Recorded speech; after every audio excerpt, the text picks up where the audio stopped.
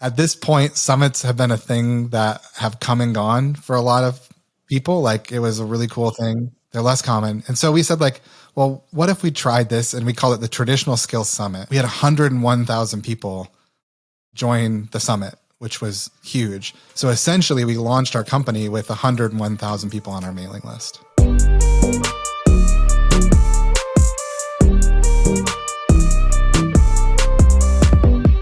Hey, so today I got to talk to Darrell Vesterfelt, who is a longtime friend and helped grow ConvertKit in our craziest growth times.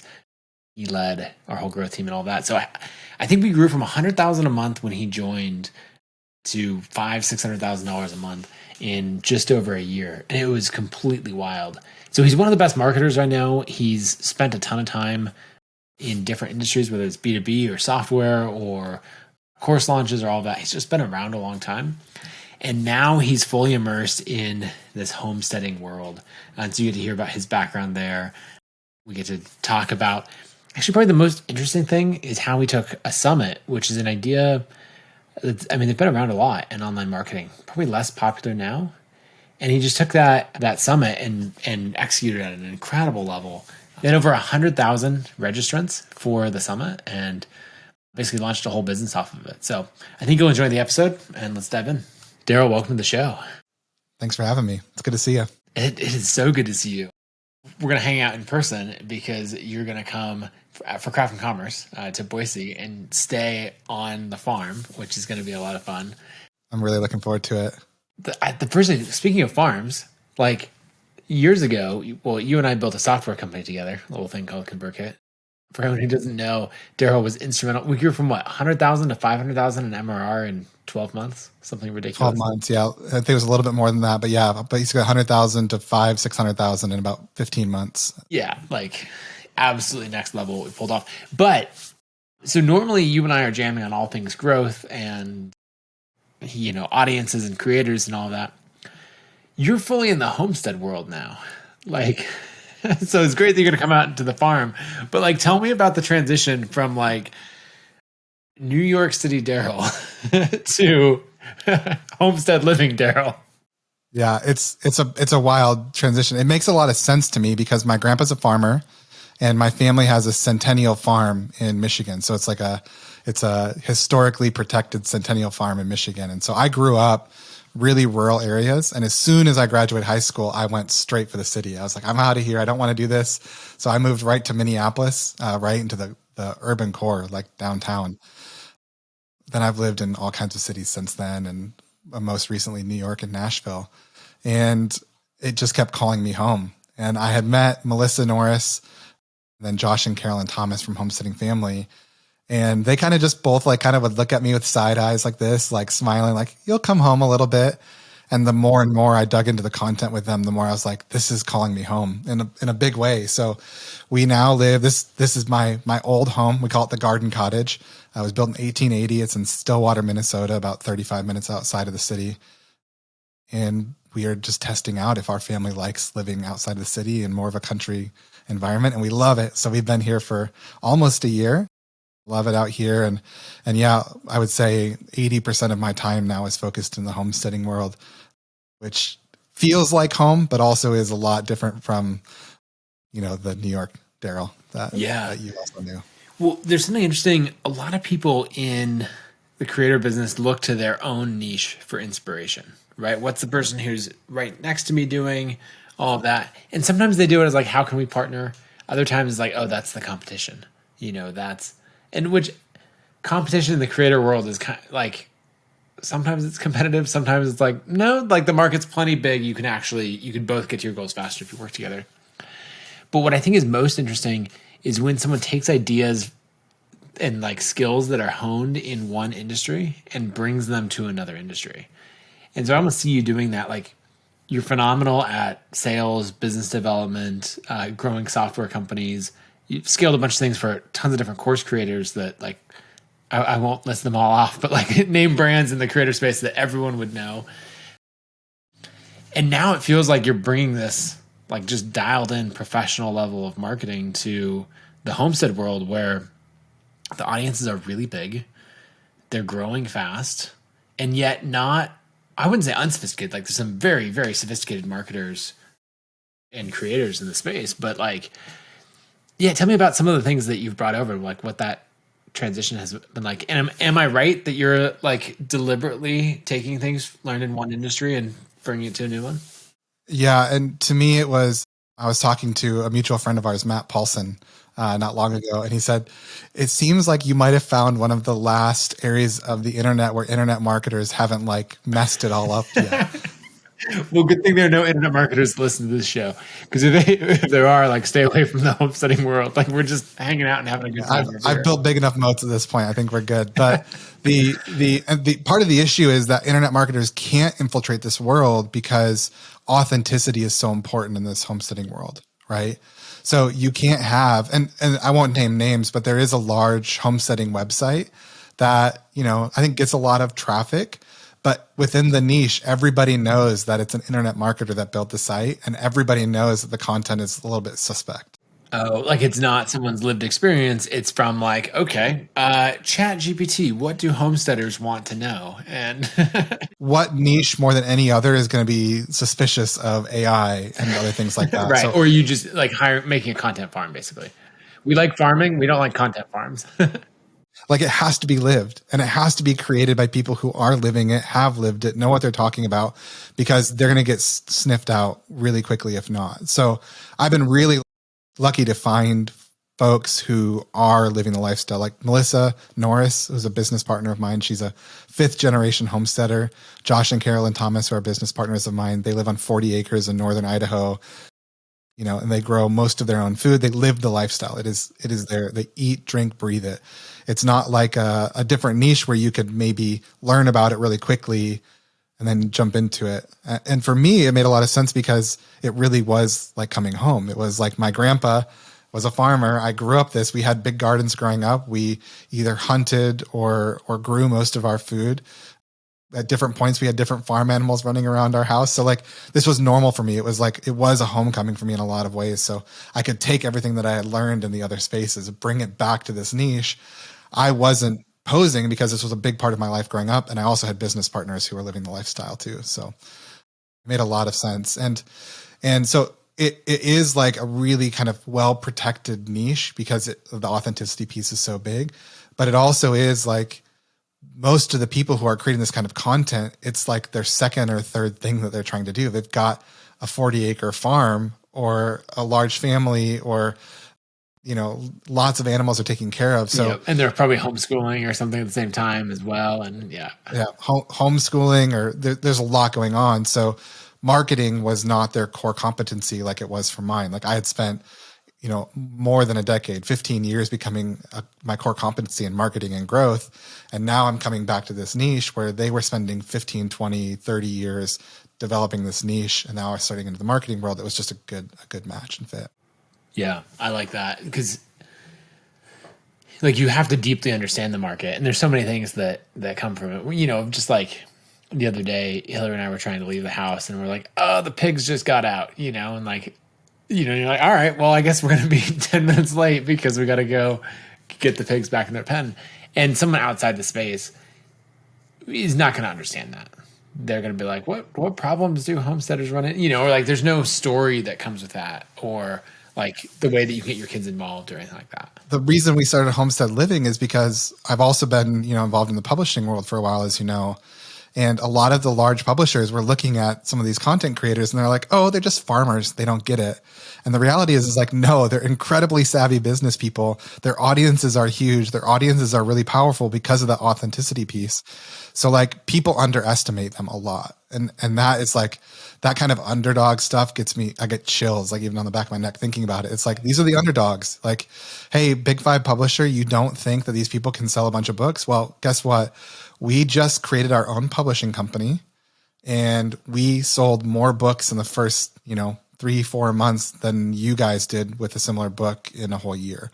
So like we can do this too. And, we're not going to just take 12% or 15% royalty on it. We're going to just keep the whole thing. So there's a phrase, I don't know who it's a quote from, chips on shoulders, put chips in pockets.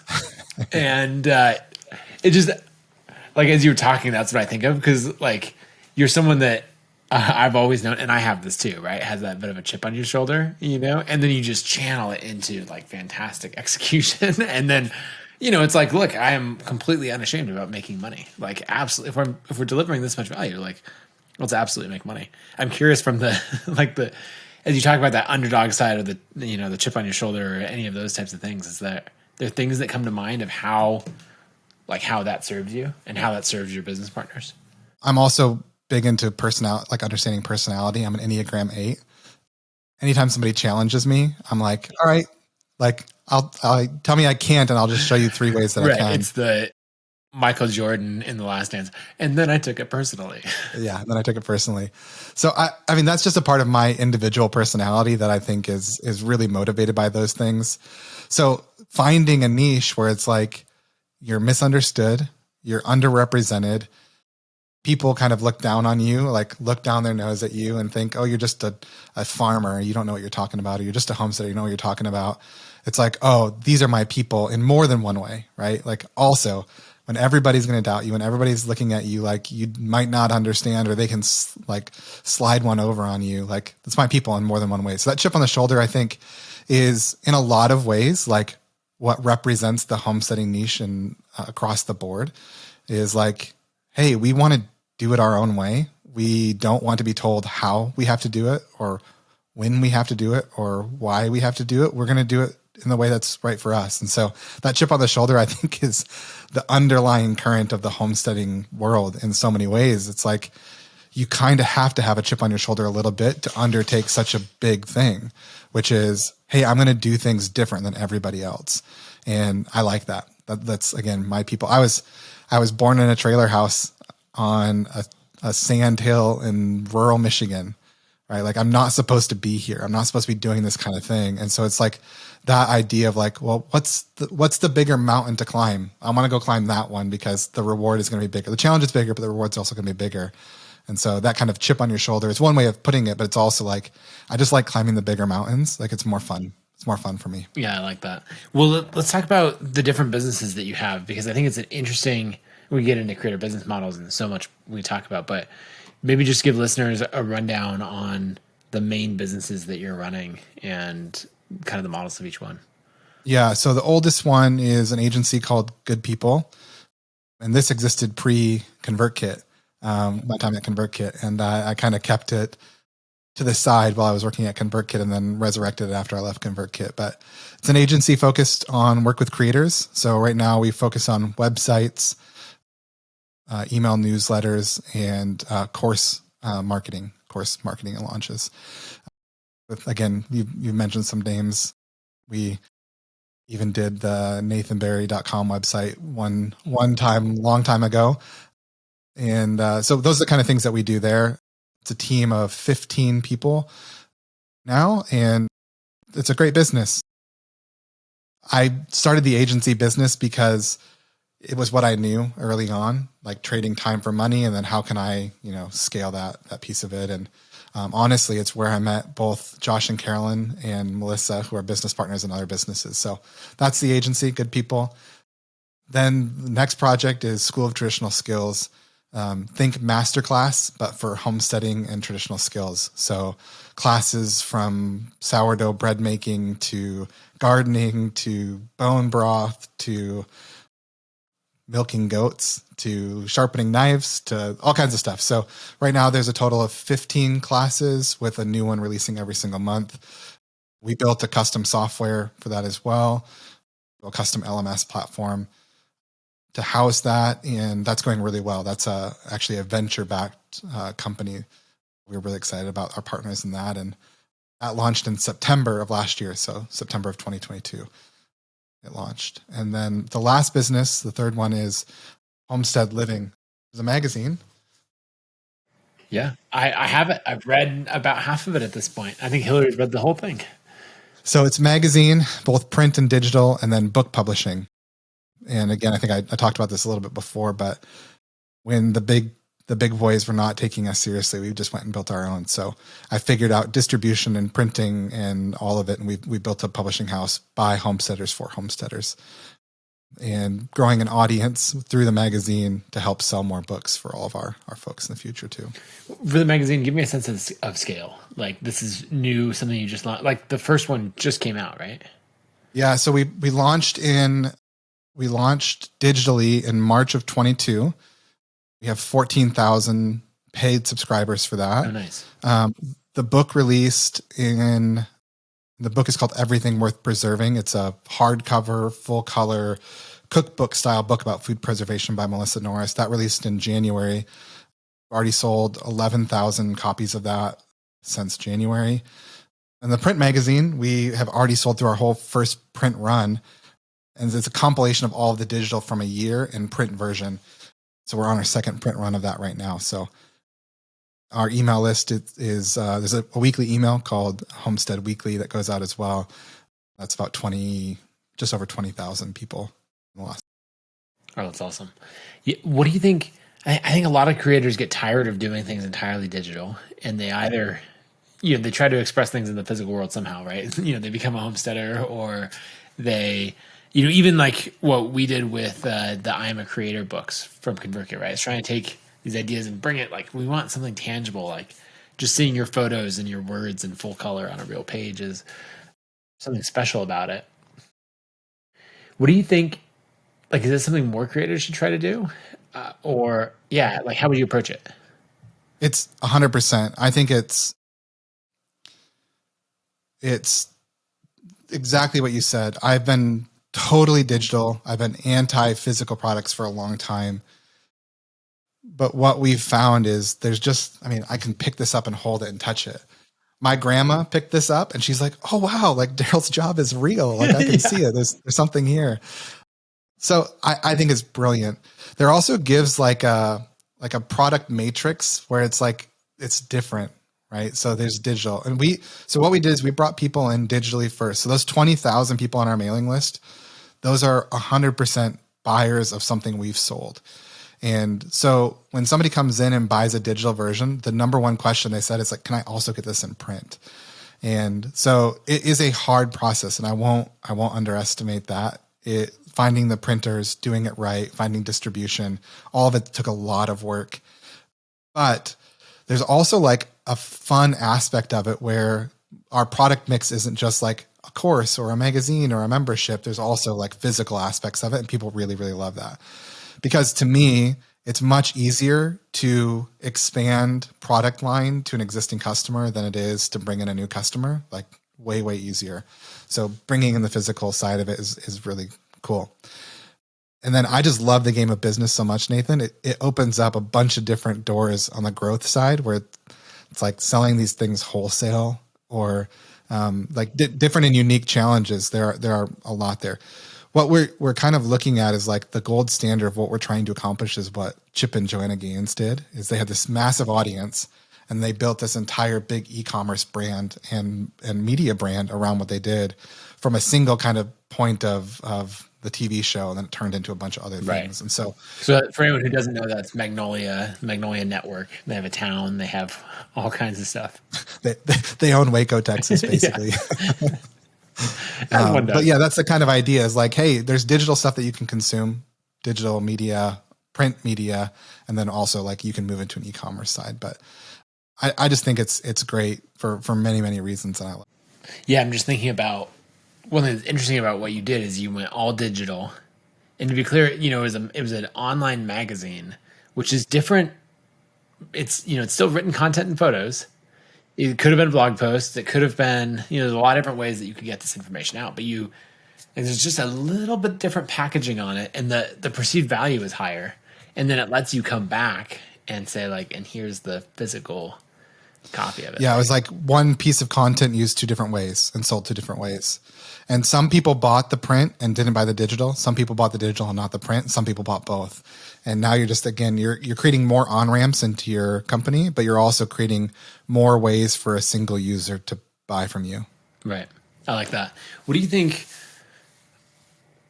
like, where do you think that business is going? Is that, keep moving back and forth between publishing full-length books and the magazine, or is there something else in there that's planned as well? No, so we're viewing it as a media company. So the whole idea is like, how can we do homestead media well? And so we've got 5 other books under contract that will release in the next 18 months. So we're going to continue down that pathway of the books. But from the book publishing world, as you can see, I love books. I read a lot. So I love that medium a lot. And I wanted to create books that are like heritage, like high quality books in our space. So we'll do more of that. But the publishing industry is unless you're James Clear or Mark Manson or some of these guys in the 1%, it doesn't make a lot of sense, right?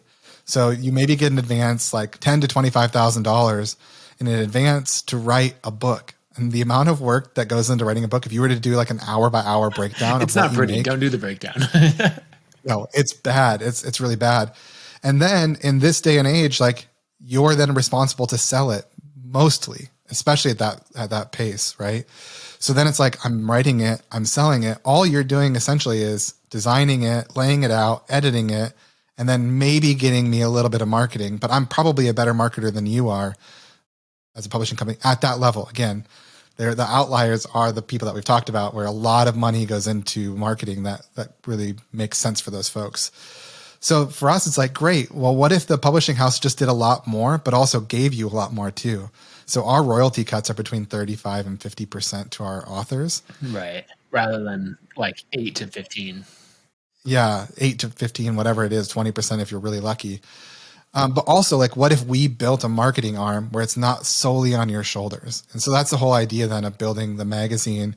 We'll likely launch a podcast network, specifically of homesteading type podcasts in a future state. We might do some short form video stuff or some YouTube stuff in the future, but we're viewing it as a media company. So more magazines, more digital growth on our magazine, books, and trying to create an ecosystem then where it can all succeed together. I like it. Okay, so one thing that I want to talk about a lot is the summit. Yeah, for School of Traditional Skills. Yeah. So switching to the other business, this summit, like you built an email list, and how many people attended the summit that you did? Yeah, so to give a little bit of context, we built the masterclass style company called School of Traditional Skills. It was 2 years in planning. So Josh and Carolyn had this vision originally. They're incredible people. If you are even remotely interested in this world, you need to check them out. They're incredible people. What's their site? homesteadingfamily.com. Really lots of great content. They're honestly some of the best people I've ever met in my life. And I really love working with them. But they have this vision for, hey, we want this content and this lifestyle to be able to reach more people. So School of Traditional Skills was born from their vision originally. And they invited me in to be a partner with them in launching this out. So we'd spent a lot of time developing content and had filmed a lot of classes. And we had 9 classes and we wanted to launch it out. And well, how are we going to launch it was number one question. And like at this point, summits have been a thing that have come and gone for a lot of people. Like it was a really cool thing. They're less common. And so we said like, well, what if we tried this? And we called it the Traditional Skills Summit. And so we did a lot. We did affiliate marketing. We did advertising, Facebook, Instagram, other advertising types to try to get as many people to come to this free summit. We took then modified content from the classes that we had developed and had then, it was a streaming of some of that content plus then live Q&A and questions and conversation with the creators. So it was really great. We had 101,000 people join the summit, which was huge. So essentially we launched our company with 101,000 people on our mailing list. So yeah, the summit's fascinating because it gives you this event to market. Whereas normally what we're used to doing as creators is like, okay, I put out the blog post and I send it to the email list of like 12 people. And then like, it's this methodical process. And the summit has a date to it and it's inherently collaborative because you're pulling together speakers and all of this. And so I guess what I'm curious about is how do you go about putting this together? You know, obviously you have connections in the space, but like that is a huge to go from a business with, I won't say zero audience because right, like Josh and Carolyn, like they have an audience and all that, but it like they don't have an audience of that size. Their mailing list is much larger. But like is a brand new brand, right? And so it was a whole new brand right from nothing. Nobody had ever even heard of School of Traditional Skills before. And also we didn't want to cannibalize their audience either. We wanted to have our own, we wanted the brand to stand on its own 2 feet. So it was a huge undertaking, Nathan. I won't lie. Like, it's not something that you can just pull together and do overnight, but the reward was huge for it, because after doing this kind of stuff for 15 years, it really is a simple formula. If what you're doing is valuable, people will want to be involved in it. Full stop. Right. So that's why we did so much planning behind it. So what we did is it was 4 days. There was 24 hours of free content over those 4 days live streamed. So we did all kinds of planning. We actually had our instructional designer help craft the sessions. So the sessions were not largely based on selling. They were not largely based on getting people to do anything. We just wanted to deliver 24 hours of value to people over a 4-day period. And I think that's why it was so successful. And I think that's why summits were largely taboo, is because they became these things that people just threw together really quickly with the goal to sell. And this was a huge deal when we were at ConvertKit, and why I think a lot of our webinars were so successful is we just said, hey, we're actually not going to ask you to spend any dollars today on the webinar. You've been asked to come to 15 webinars today. It is totally played out. We're not going to ask you to spend any money today on the webinars, but we're just going to offer a ton of value, and then we're going to give you a bunch of stuff for free, and then you can go away. So it was that same mindset of it. So basically what it was a 2-hour session 3 times a day. We invited in, we call them instructors, to come in. We had our video editors, put together some small portion of the class. And the classes are, 10 to 15 videos. And so they would take a small takeaway. So what is a piece of value or content that can live on its own? And we're going to teach that for this 2-hour session. And then we're going to dive deeper. So a lot, it's kind of like the behind the music idea. All right. So tell me more. There's only so much that can be communicated in a 10-minute video. Tell me so much more. And so conversations would go, and we'd open up for Q&A. It was just a ton of high value with really high level people. So some folks that, like Justin Rhodes was a part of it. Joel Salatin, Sally Fallon, some of the biggest names in the space too, was another big draw. Is that where else can you go other than maybe going to a conference in person once a year that you can hear all these people talk? So to us, it was what's the maximum amount of value that we can add? And then after all of that, then we can put the marketing strategy behind it.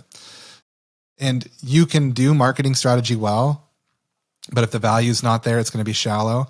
And you can do all the value, but without the marketing strategy, it's going to be lonely. So those two things really have to go hand in hand. So we spent a lot of time. We spent months and months developing the content, and we marketed it for about 6 weeks. So it wasn't a huge amount of time marketing it, but it was about a 6-week window where we marketed it. And I think we did so well with it because people knew just from attending our free stuff how much value they're going to get if they're going to also buy.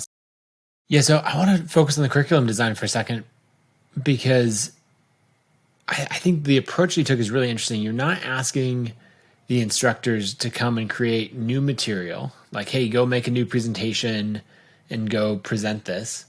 You're taking content that they've already made, and you get to edit something nice and tight that's going to feel super high quality, right?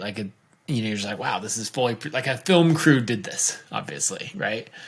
But usually when someone's thinking about a summit, it's no, I mean, it's you and me on Zoom, and if we're on top of our game, we've got decent backgrounds and decent mics, and that's about all you're going to get. But just the full video production in that case. But then what's interesting is you're not having to give away too much of the content, and you avoid the objection of well, why would I sign up for the school when I just got this for free? It's that taste. And then the other thing is well, why am I here live to watch something pre-recorded? And so you've touched on it really interestingly, of giving super high production quality, a taste of the content that they're ultimately going to buy, and then also the real life interaction and going deep and I can actually ask Justin Rhodes this question that I've been dying to ask him after following his YouTube channel for forever and building his chick shot, and which I have done all of those things, but right. Like you've packaged it up together in a really interesting way that I think most people miss when it comes to a summit where they're like, I don't know, I grabbed like 5 speakers with big lists and we're pulling it all together and hopefully we can drive plenty of affiliate sales, or however it works. And that's the shallow part, right? So it's like, great, you did a lot of awesome marketing for it, but then it's shallow. So you get one shot at that. People are not going to trust you the next time you come around and say, awesome, like we're going to do this summit again. They're like, I'm good. I went last time and it was like, you're just trying to sell me something all the time. And it was like low quality Zoom conversation. So you're exactly right. There's a ton of strategy and thought that went into it. And you're right. Like we gave them a taste of what value they would get if they bought. And that to me is the other key is like, we're not giving away the whole class. We're saying like, you've seen the quality of the content now. Want more of it? Over here, and you can come get more of it. So it really ticked all the boxes for us. Yeah. Oh, I love that. Okay. So when it comes, was there anything that you learned in the process of producing that you're like, oh, I didn't know that before.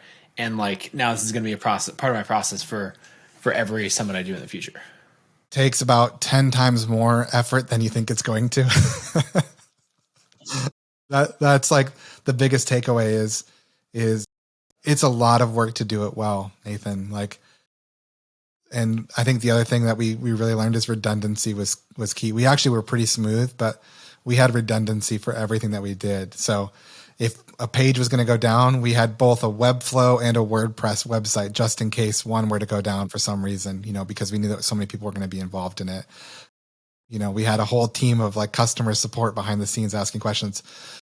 The one thing that we did learn is through that time, I think we got 15,000 emails of people like asking questions in a 4-day window. So it was a lot more like, there was a time where we're kind of all sitting around in a circle just responding to questions because there's a lot going on. Reminds me of the first ConvertKit team retreat where we all sat in the living room and answered support tickets. I remember that. I remember that very well. That's exactly what it was. There's a lot. Doing it well takes a lot of effort. So it is a thing that works, but it is also a thing like, don't do it halfway. A mutual friend of ours, Tim Grahl, one of his famous lines is no half measures. So if you're going to do it, like do it all the way. I think the world wants more quality content, and this is a fun way to do quality content, but like just go all the way. Don't do it halfway. Don't phone it in. Don't just like do a bunch of marketing around having it halfway. But yeah, I think like I was surprised by the amount of emails that we had gotten responded to. And then like lots of redundancy just in case, because, if something crashes, then you have a backup. I want to go to the attendee side and then after that, the conversion side. But like, what were the things that worked the best to get those 101,000 people to sign up for the summit? I'm sure there was an 80-20 in like you did a lot of things and some of them worked better than others. Yeah. So the two things that worked really well for us were just a Facebook ad video invitation. So we spent a good amount of money. Like it was not a cheap thing. We invested quite a bit into it, but we got pretty good conversions. Is that like 5 figures, 6 figures? 6 figures. Yeah. So a 6-figure investment in that, totally worth it for us. And but it converted really well. And it was a really great way of doing it. Again, that video format, I like content. So, hey, here's a video invitation. So you get an idea of the quality of the tone of voice, then to a video type production. So that was really big. And then affiliate partnerships was the other big one. And this is, this goes all the way back to our ConvertKit days. Right. But I think a lot of people, if you haven't been in this space for, 8 years or something, 10 years, then you're like, okay, how does that work? And so, yeah, like break down how affiliate partnerships are done. So we and I stole the ConvertKit playbook. Is our product was a subscription, and so we allowed the partners to promote the free event, and then we used the email subscribers from that free event then to do the selling for them, which made it a lot easier for our partners to promote. So they were promoting a free event because they never pitch. Never have to pitch anything, which was huge. So allowed us to get into partnerships that we probably wouldn't otherwise have had because nobody really likes to sell. There's like that, 5% of people that really like it, but nobody really likes to sell, even me. It's like, I don't like selling, and I really don't like selling to something that people don't want. And so I think that's probably true. Like, unless you're a sociopath, like nobody really likes to sell something to somebody that they don't need or want. So what we were able to do is like, hey, here's a free event. It makes it really easy. More people want a free event than they want to buy something. So it allowed our partners to be able to promote something that was a ton of value to their audience. They didn't have to feel weird about selling something from somebody else. They could just like offer this free thing. So that was really, really big for us. And then we were able to do segmentation, right? People who were engaging in our stuff, then we could sell to the people who we knew were interested. So it allowed us to like, and I said this before, like that authenticity was huge in the homesteading world. Like we never had to cross any ethical lines for anybody, right? And so everybody got to do the best case scenario for it. So then we paid them a 30% recurring commission for everybody that converted that they brought through. So we had some people get some, great returns on making basically an introduction to a free event. And then we did all of the selling and marketing on the back end. Okay. I like that. So the video ad in particular worked really well. And then the partnerships. Yeah. And you're exactly right. There's an 80-20. There were 4 partners that did, 80% of the work. And then there was a whole handful of folks that we're really grateful to have been a part of, but it is that 80-20. So it was like one video ad, invitation ad did really, really well. We had a bunch of other ad sets that, performed mediocre, but one that really did well. And then, a couple of partners that did really well. So. I think it was Chris Guillebeau years ago that talked about the 98-2 rule when it came to affiliates. And, you're like, oh, 80-20. So like 98-2, it's like, oh, I guess 98% of your results are going to come from 2% of your audience. And he was like, no. Only 2% of your affiliates are ever going to sell anything. And that's going to drive all of your results. Like it can be so lopsided. But you can also be surprised at which ones you'll line up a deal and think, oh, this person's going to drive great results. And then they just don't. And someone else ends up with a smaller audience, like working way harder, writing better copy, sending up the follow-up email to promote it, and driving much more results. And this goes way back to ConvertKit. I learned this when we did 150 webinars in 12 months or whatever we ended up doing. It was so many. And I was a crazy person. I would have taught a webinar. If you could bring 3 people to a webinar, I'm going to teach a webinar. Oh, it's 3 times as effective as a demo. It was way more effective as a demo, but also you didn't know who was who, right? So huge person list, like some of the people with the biggest lists were not our best affiliates. And it was some of the people that we might have not assumed were going to be good affiliates end up being good affiliates. That was true back then. It was true now.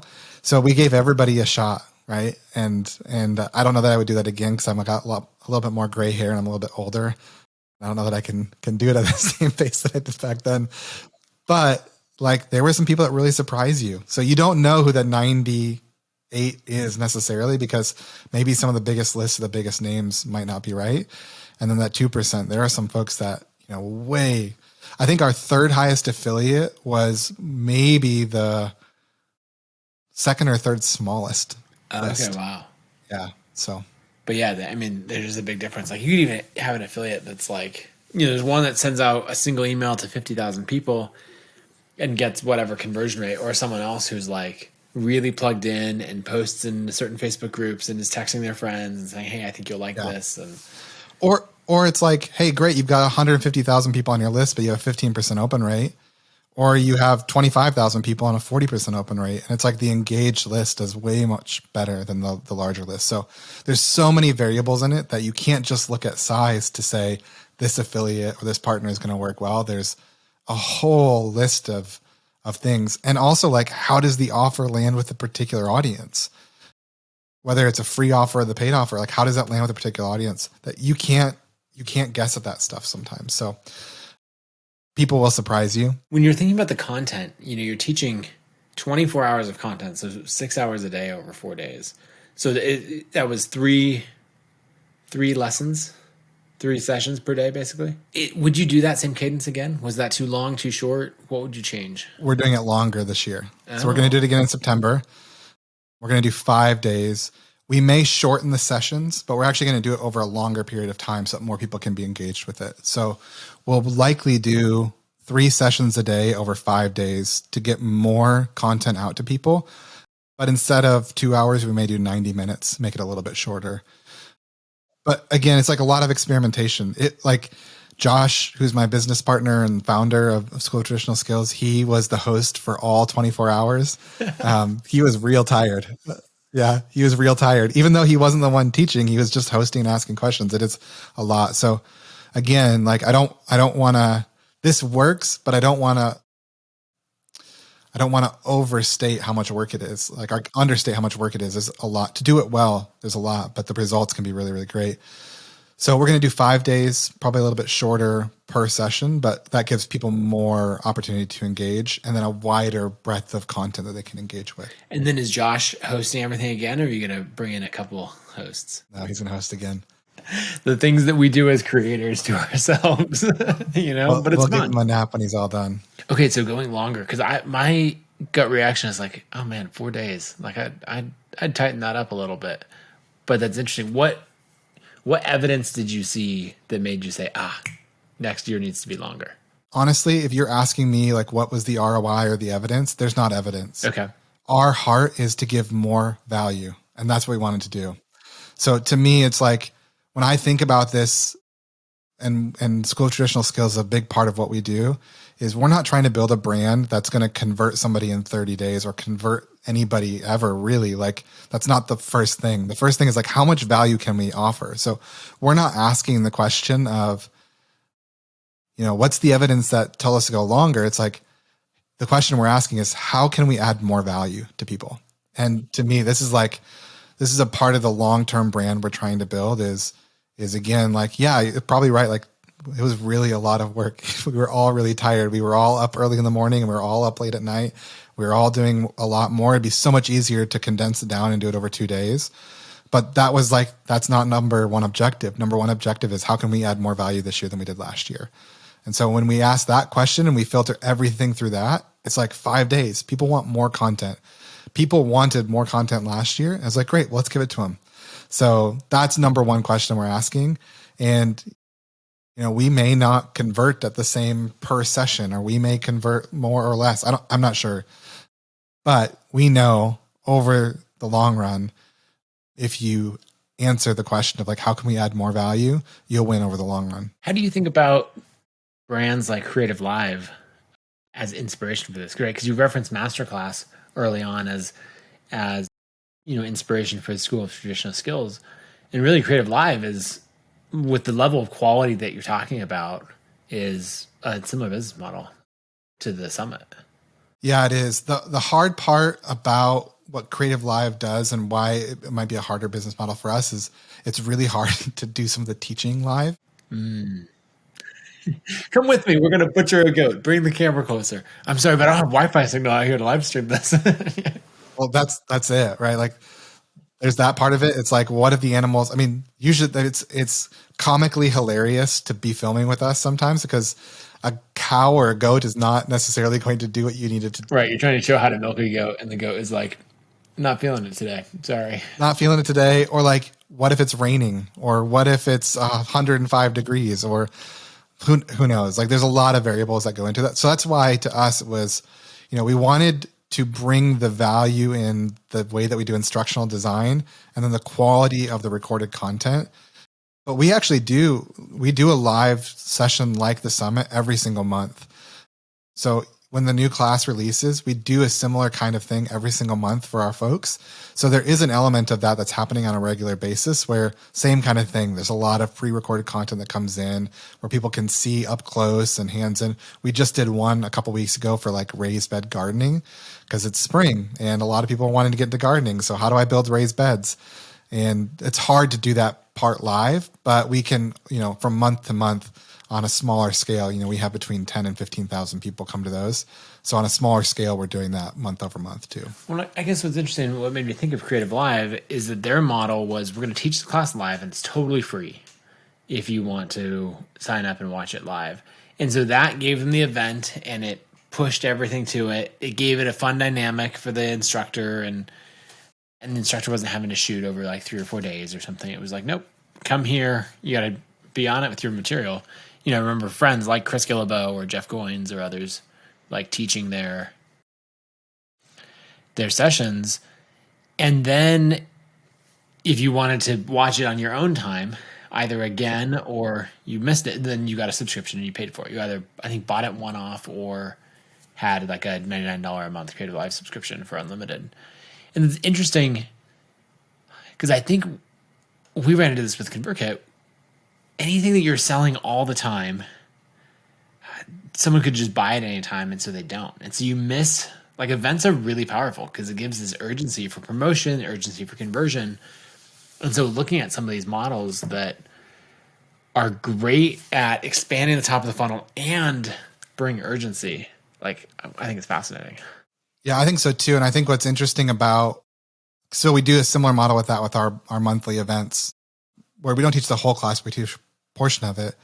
But what I like about it too is it's validating in real time.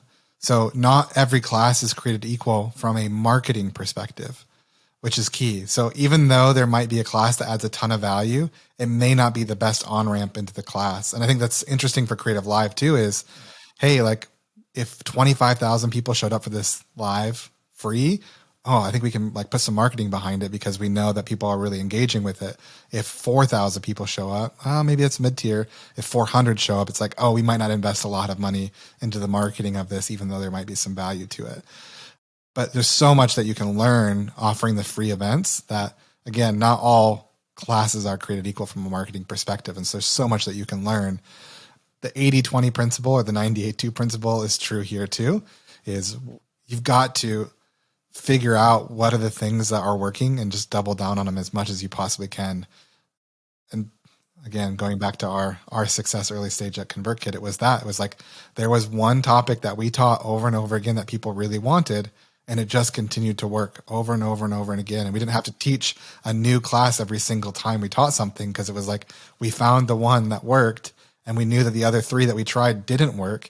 So we could just focus all of our efforts on the things that work. So from that aspect of validating what works and what resonates with people, I love it a lot. Right. I'm trying to remember, going back to those ConvertKit webinars, what were the things that worked well? Do you remember?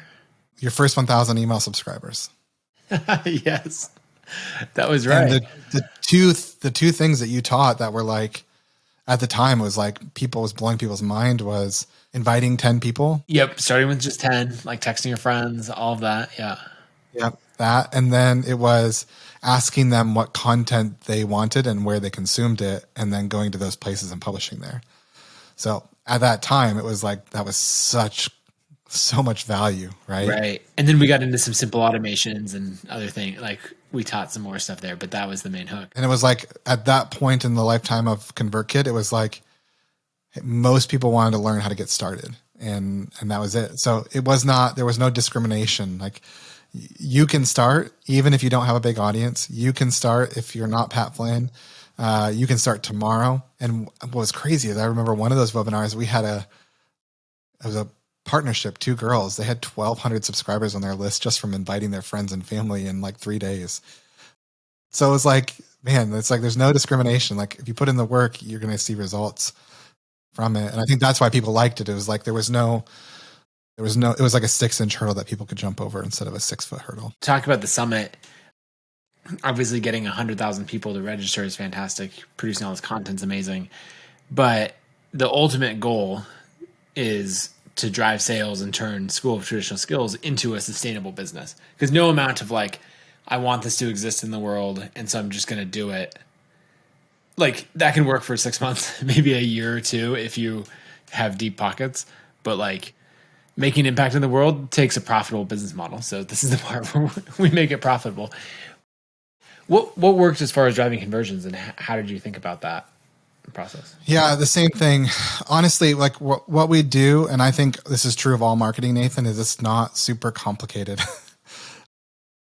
So we ran just a simple sales sequence after the summit for people to sign up. We had a discounted rate for what we called the founding members, which were people who were at the summit. Price went up after that. So it was like the deadline effect for that, but product was really good. I started sales when I was 19 and I sold cell phones at a mall kiosk. This is when I learned how to sell. And to me, it was like I was a good salesman and also a bad salesman at the same time, because I didn't sell something to somebody that they didn't need, and I didn't sell them more than they needed ever. And so to me, it's so much easier to sell and to market when you're absolutely confident in what you're selling and the value that you've created. So I'll strum this chord again, is like, our product was so much value for the price we were selling it for. So when we launched it, it was 9 classes, and the cost of it was $190 a year or $19 a month. Each one of those classes was probably worth $190 on its own. So there was so much value, right? Not only that, you knew in October, so we launched in September, October, another one was coming, in November, another one was coming, December, another one was coming. So the value of the product was growing over time. And so that's why we invested 2 years before we even started selling anything, is we wanted the product to be a no-brainer. So what's an offer so irresistible that people can't say no? Well, let's create that for them. And we did that. So and one thing that I'm really big on, Nathan, is I'm not the best copywriter in the world. I'm not the best like tactical salesman. But when I believe in a product, like, I will not stop talking about it, or we will not stop talking about it, and it will do the work for you. So that was a big part of it, is like, hey, $190 to sign up for the year. And guess what? You've got 9 times that value this month, 10 next month, 11, 12. And that's a huge piece of it. That's why we did so well at ConvertKit, is you were building the exact product that you wanted. And so there was so much value to it. We didn't have to like trick people into buying it. We didn't have to use like scammy tactics of like, but wait, there's more. And we didn't have to do any of that. Like, you just don't have to create stuff that you think is so wildly valuable and just tell people about it. And so we had a 5.5% conversion rate of our list in a 6-day window to our product, and did really, really well from it, which I think is a great conversion rate for the scale of audience that we had at this free summit. And it's not because we had some like, although I think our copywriting was really great, it's not because we had like a bunch of bonuses or tripwires or tricks. It was like we just created the most valuable thing we possibly could have think of, and then we offered it to people at a price that we thought was really fair. And honestly, that's the best marketing strategy in the world, is just sell something that's really, really valuable. To me, I get so fired up about this because there are no freaking shortcuts to this. There are no shortcuts. I feel like everybody's wanting some marketing hack or some growth hack or some like secret of a launch that is going to help them get to some big 7-figure launch. The reality is, it's very, very simple. It's understand who you're talking to, create something that is wildly valuable to them, and be fair to them in the way that you price it. Like, there's just no shortcuts or no secrets to it. There are a lot of tactics that are important to know, but like, that is 95% of it in my mind. So to me, like, that's what we did. We spent 2 years building a product that was so, so valuable, because we didn't want to have to like hit an ethical line or feel like we had to trick people into buying something. It's just like, what do people want? We knew that very well. We very, very much understood our market. We built the exact product that we knew that they would want, and it did its work from there. So there's just no shortcuts. There are a lot of people who take the shortcuts, but the business has a very short shelf life. They'll kill it with one summit or something else, right? But then 2 years so later, great, cool. You did a huge summit. You had a great conversion, but like, you had a 20% refund rate, or people are like murmuring under their breath about like what the quality of the content is. Like, that's just not it. We have less than a 3% churn on our product so far. And that's huge, because it's people like are engaging with the content. We have nearly a 50% active user rate, which is huge. Like, so again, it's like, there's just not a shortcut here. What's the shortcut is to spend as much effort as you possibly can building really quality stuff, and understand exactly who you're talking to and give it to them. So I get so fired up about this, because I spent 10 years of my marketing career trying to learn all the hacks and the tricks, it doesn't matter, man. Like, sure, you can become marginally better by learning all that stuff, or you can just be really excellent by creating really, really quality stuff. Okay, one thing that stood out to me is that all of your selling happened after the summit finished. Is that right? We lightly offered it at the end of the days, throughout the days, but I think 85% of our sales came after the summit was over. Did you have any, like, was there any bonus at the end of the day or any reason for me to buy during versus afterwards? No. So it was the same offer for that. I think it was a 6-day window. So 4 of the days were the summit, and then there was 2 or 3 days after the summit. The offer was the same for everybody, and we wanted to give everybody a fair shot at it, which was just a price discount. So there was no like a bunch of bundles of bonuses or things like that. It was just a really simple price discount that was exclusive for that group of people. Like traditional conversion rate theory would be that you should have some expiring, there should be deadlines throughout, right? Every day that there's a special bonus for that day, or the price gradually increases. And those things work, by the way. For sure, those things work. For sure, like fast action bonuses and like what was the reason to not go down that path?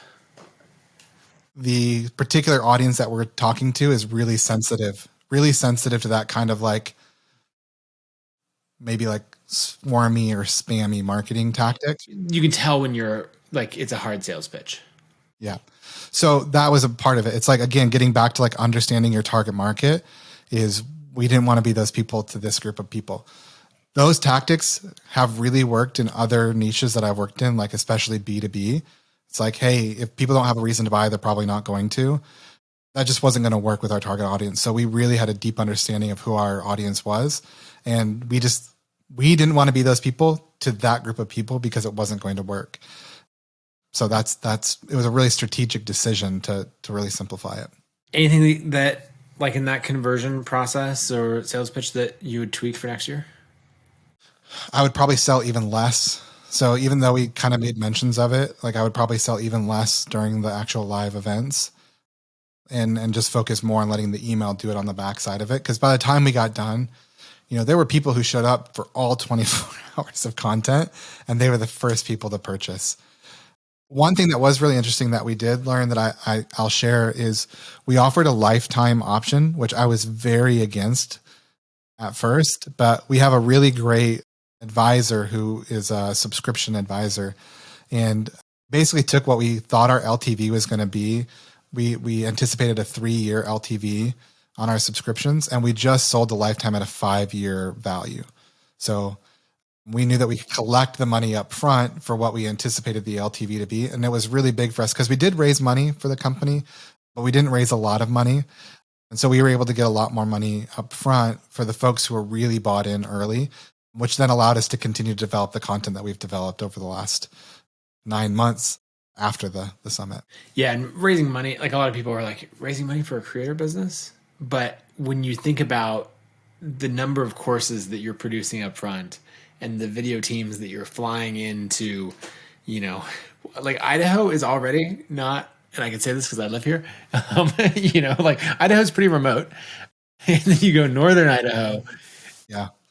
And everywhere we film is remote. Everywhere we film is remote. It is like you fly into some small airport, you drive an hour or 2 hours from there. There may or may not be internet on property. Who knows? So it does cost. And I know you were even skeptical of me raising money at the beginning. You're like, hey, this is cool. I have no doubt that you're going to make it work, but like, I don't know. But yeah, like we did get questions about this, but we spent a good amount of money developing a lot of quality content out of the gate, and then kept that going throughout the last 9 months. And there's a lot happening that goes into creating that level of content. And that's why we wanted to raise the money. Is we probably could have bootstrapped this. We're more than competent and able to do that, but it allowed us to shortcut the development of the library of content that we now have versus like just launching with 1 or 2. And I think that was a huge part of the success of the conversions for that live event is there were 9 available versus 1 or 2 that we maybe would have been able to bootstrap. Yeah. And if you could also have ended up in a situation where you had to ramp up over time to meet your quality bar. Like the first few courses, you're like, I mean, the content's great, but like the production quality is not quite there or something else. So you're able to just come in at your quality bar from day one.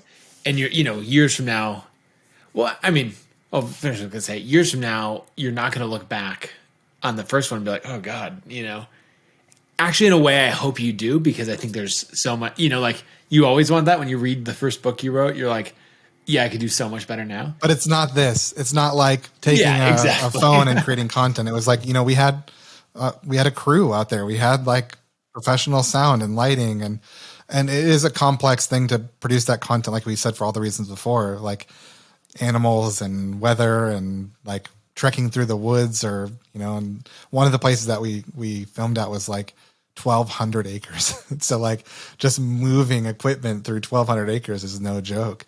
So it's a lot. And we wanted that quality out of the gate, again, knowing that was a part of the success that we knew that we would need to have that level of quality. So raising the money was key.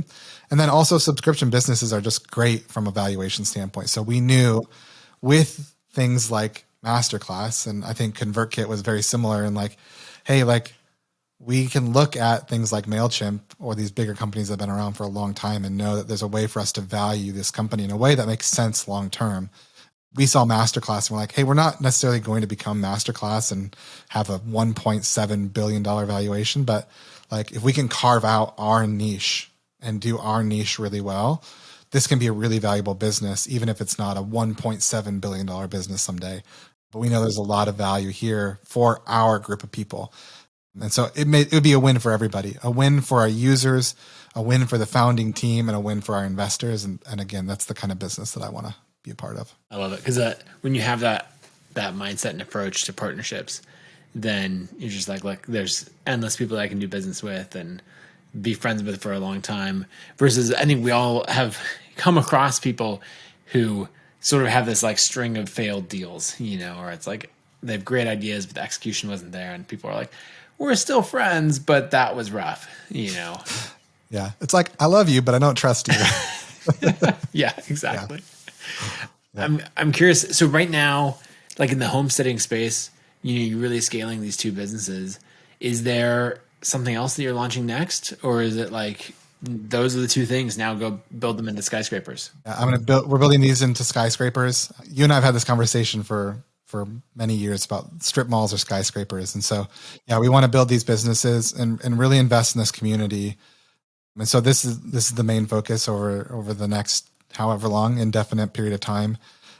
And we really think there's a lot of value that we can add to the world. And so this is what you'll be able to find me doing for a long time. I love it. Well, where should people go to follow you and then follow the businesses?